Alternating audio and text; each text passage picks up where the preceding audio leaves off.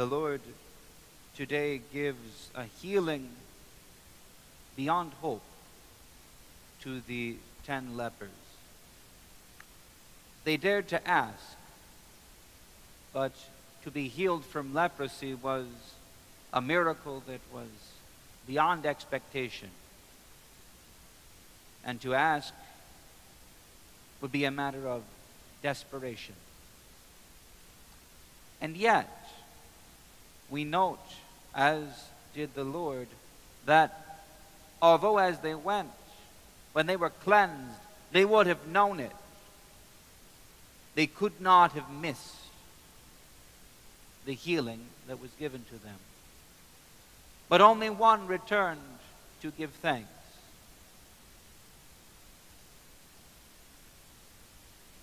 And as we consider his giving of thanks and our own offering of thanksgiving to God in these sacred services, in this divine liturgy, which is our celebration of the Eucharist, the giving of thanks, we must reflect on what it means for us. We have said for months now and established that it is normal, it is right, it is proper, it is necessary that we should receive communion frequently. The call of the church, the ancient tradition, is every Sunday. But we must consider how it is that we prepare. And the first action, the first preparation must be to foster within ourselves a thankful heart, to give glory and thanks to God for the gift that we have received. So let us consider, in the course of a week, let us say we have not been in the habit of receiving communion frequently, or maybe even we have. Sunday morning we come, we have received. Then we go home. Now what? How do we give thanks to God having received this gift? Well, first,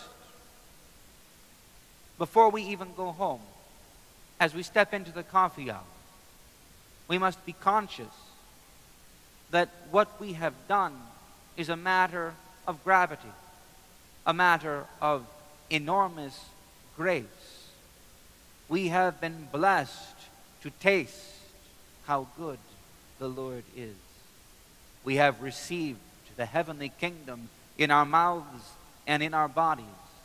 We bear in ourselves Christ, our God and our Creator. We are united with him. And we are called to carry him wherever we go.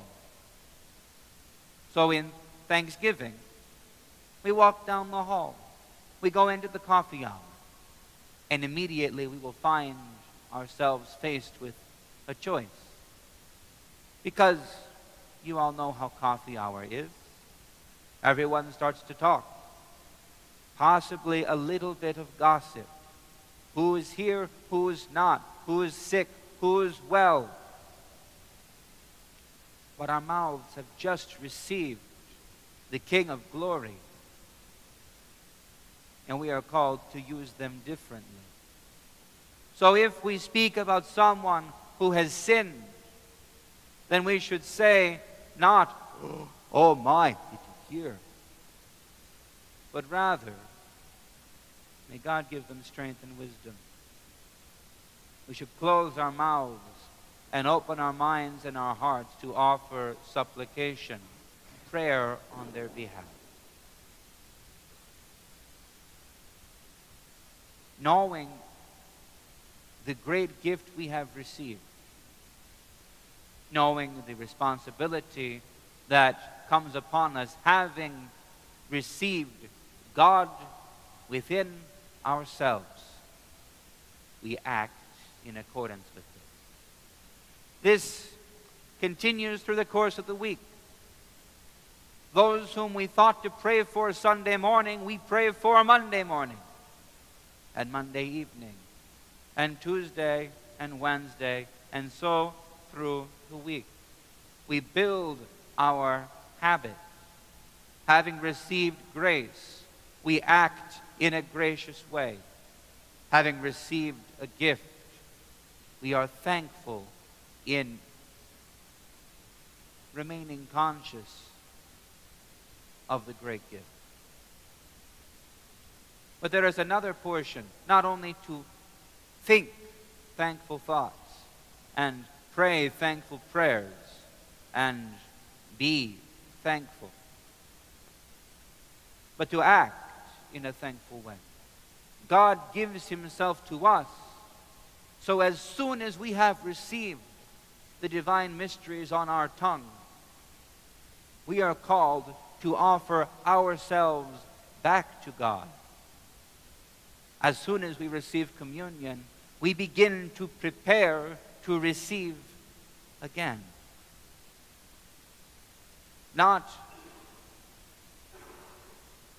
in the sense of keeping the strict fast, as though it were Lent all week long, but in the sense of making the next Sunday our goal. As soon as we have received communion, we begin to look to the next time we approach the chalice, the next time we receive Christ in our mouths. We begin to offer, and in this way rather, we offer our entire life, that entire week, as an offering of thanksgiving to God, in gratitude for the gift that he has given to us. This becomes the rhythm of our lives. We live thankful lives, not only feeling thankful, but living thankful. God, who has offered his body and his life for us, who raises us up from death into everlasting life, comes to us and gives himself to us. And our response is and must be to give ourselves to him. And the fasts that we keep, the rule of prayer, all of our actions throughout the course of the week are the mechanism, the means, the manner in which we live thankful lives, in which we make our lives an offering to God. But every moment, this is how we are called to live. I think that this is the better way to consider. Not only to say that when we have received Christ, we must think and feel in a thankful way. But when he has given himself to us, we make our entire life, everything we do, everything we think, everything we say, everything we are, an ongoing offering to God in thanksgiving. Until the next Sunday, when we come into the temple of the Lord, bearing the temple of our body as an offering to him, and encounter him once again in Holy Communion. The first rule of preparation for Holy Communion is Eucharist, is thanksgiving.